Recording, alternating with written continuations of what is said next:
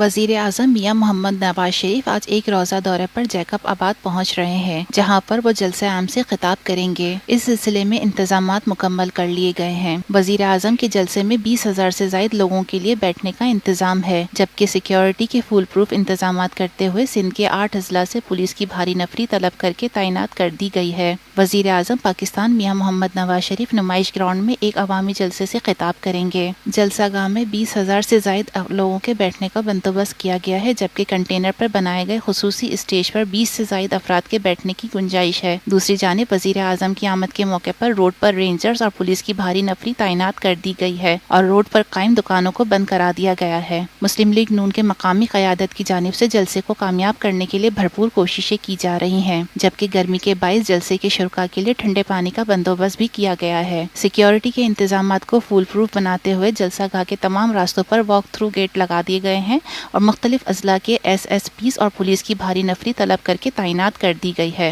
Lotus lake towers, a groundbreaking endeavor by Lotus Properties.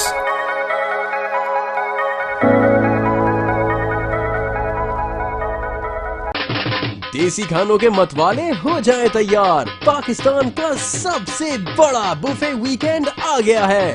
21, 22 और 23 अप्रैल जुमा, हफ्ता और इतवार पाकिस्तान का दस्तरख्वान सजाएगा देसी खानों का बेहतरीन इंतखाब फेयर हॉल गार्डन्स कराची में।